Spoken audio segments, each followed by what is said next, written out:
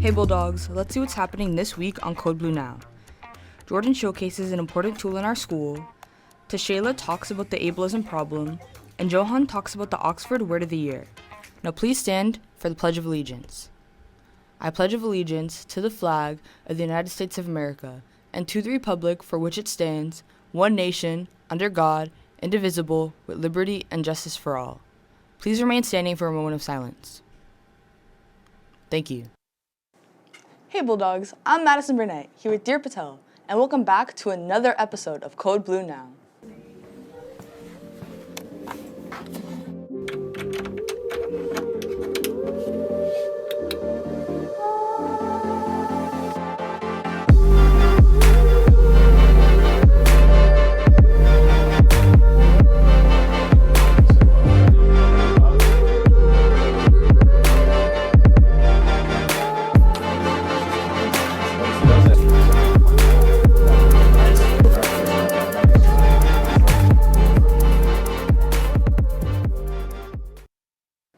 I just have to mention that it finally snowed this week. If you ask me, it isn't really giving December. I'm still waiting for the piles of snow, maybe even a snow day off of school. Nah, the sound of no snow is a win for me. You're clearly not a winter person, but if you aren't either and you need a getaway, we've got a win for you.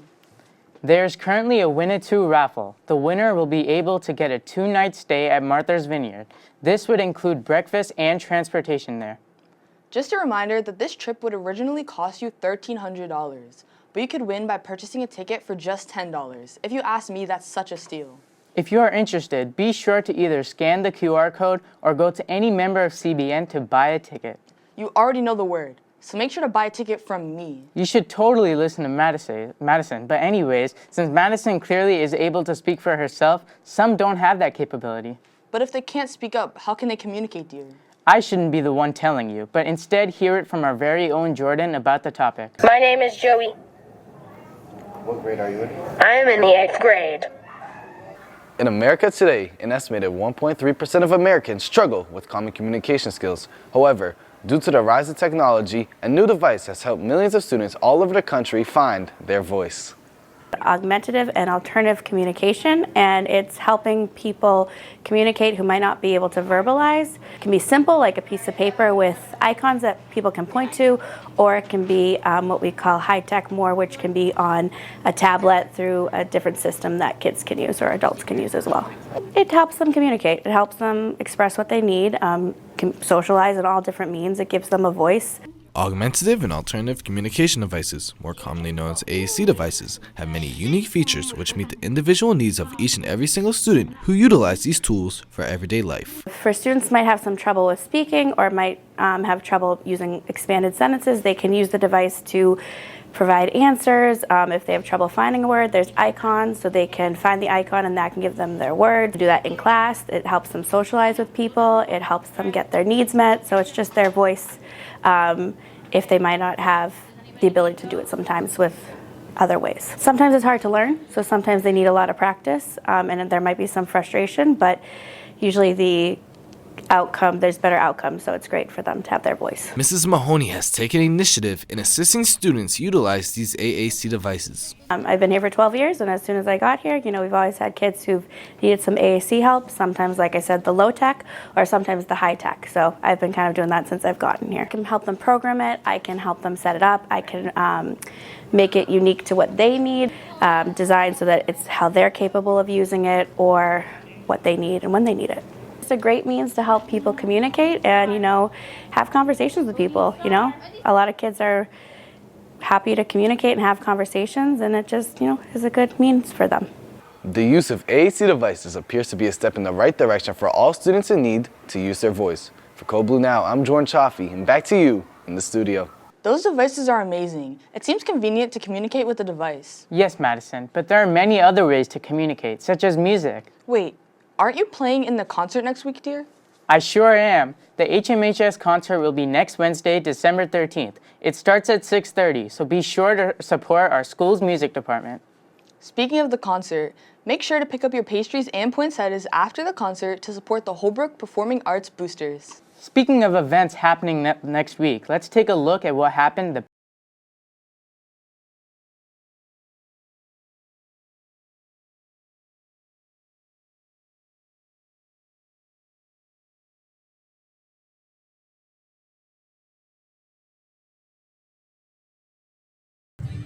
Last Saturday, the town of Holbrook hosted its second annual holiday stroll and tree lighting at Town Hall. Well, we came last year and we thought it was great, and we were so excited that the town decided to do this again. We think it's going to be a great annual tradition in Holbrook and wanted to be a part of it. What table are you guys most excited for to visit? I don't know, we like walking around and checking out all the different booths and all the different crafts and independent vendors and some of the jewelry and some of the homemade stuff and the laser engraving, things like that.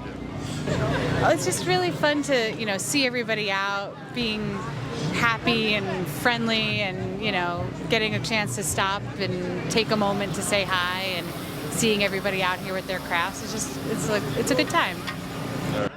The holiday stroll and tree lighting have proven to be a great way to bring the Holbrook community together for some family fun. This has been Derek Fox for Code Blue Now. Back to you in the studio. Man, that really was a great experience. I can't wait until next year. But dear, won't you be in college by then? You know Holbrook's my town. I wouldn't miss it for the world. Speaking of the world, there are many people who experience the world who experience ableism. You might be asking yourself, what exactly is that? Tashayla brings more about what ableism is.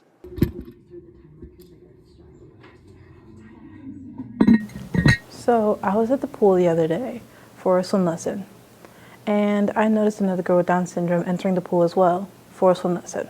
So as the girl with Down syndrome started entering the pool, one of the swimming instructors started freaking out and told the other swimming instructor, "Sped kids scare me," and started backing away. Now, I was disappointed for a few reasons. One, not only am I a sped kid myself, but two, that comment was pretty ableist. But what does ableism mean anyway? The definition of ableism is discrimination in favor of the able-bodied, meaning that people with physical and mental disabilities can face discrimination. The topic that we're talking about, stereotypes and jokes. The root cause for the majority of stereotypes, as well as jokes, is the saying, "Neurodivergence is a disease and needs to be cured." This is a very problematic saying because neurodivergence is not a disease, nor can it be cured. On average, 15 to 20% of U.S. citizens are neurodivergent. Although this may seem like a small number, there are hundreds of people in this school, including students and staff. But what is neurodivergency? It's probably not necessarily typical, like I said, neurodivergency. I am high-functioning autistic, so I have a bunch of sensory issues along with some social. It's clear that, a lot of the time people with physical disabilities have issues and stuff like that.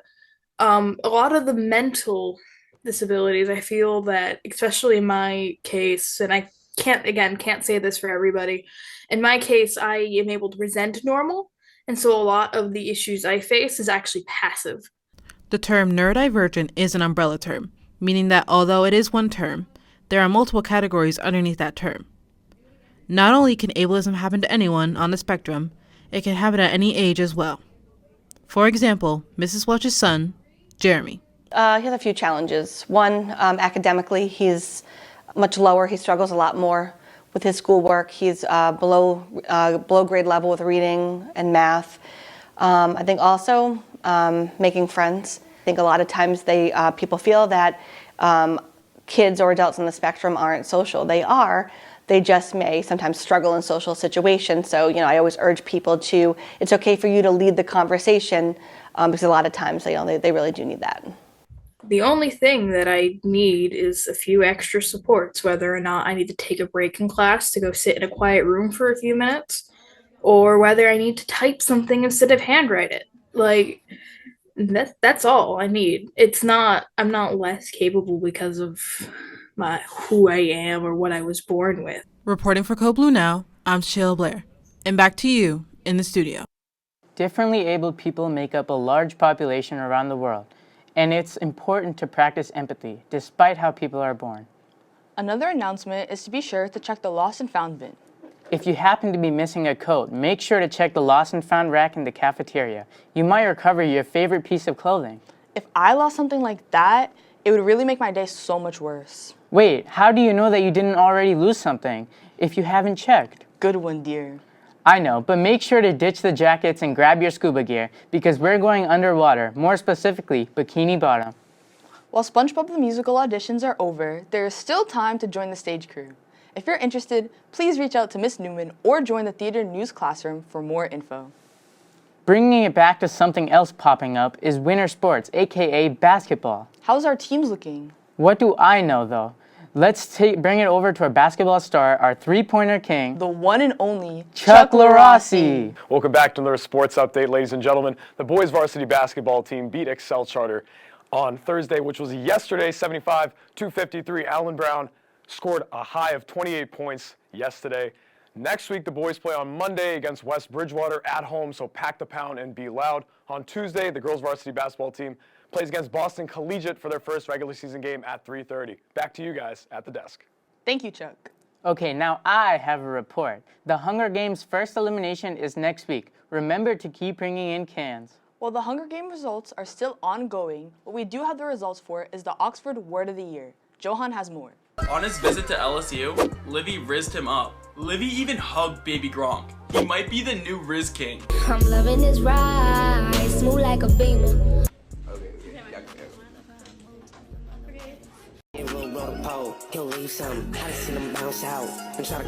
Do students in 2023 have W-Riz?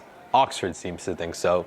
On December 4th, 2023, it was announced that the Oxford University Press's word of the year was Riz. Yeah, I heard it last year when a student mentioned it, and I said, oh, that sounds, where's that coming from? She goes, oh, it actually comes from the word charisma. Beating out words like prompt, swifty, and situationship, Riz is just one example of how the English language is being affected by slang.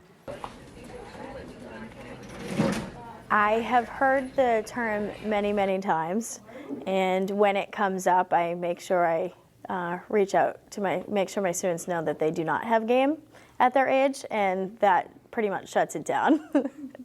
I haven't seen examples of the word Riz. I think examples of other slang might be, instead of calling someone brother or bro, it becomes more like brah. Well, from a psychology perspective, a lot of students use it as a way of, being autonomous from, a sense of autonomy from parents, or from adults. You're creating your own little kind of separate culture. That includes music, language, the way you interact with each other. So over time, you have different words that are, I would say hip or fresh, which are both outdated kind of terms. At first, it may seem like there's a disconnect between student and teacher lingo.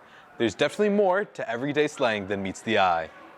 Well, as a history teacher, I think slang absolutely has a place in the classroom. You can study slang over time and, understand how people lived and why they spoke a certain way. You have to understand the role of history, especially in American language and culture. I know we speak English in America, but a lot of our language comes from different variations of other countries and other cultures. It can definitely have a place in the classroom. It is always important that the students know what the correct form of these words are and how they're used in the classroom. It's a big part of who people are and how they live and how they communicate with one another. So even though we don't talk about it much in this class when we're studying the early American government, I absolutely think there's a place in the classroom for it.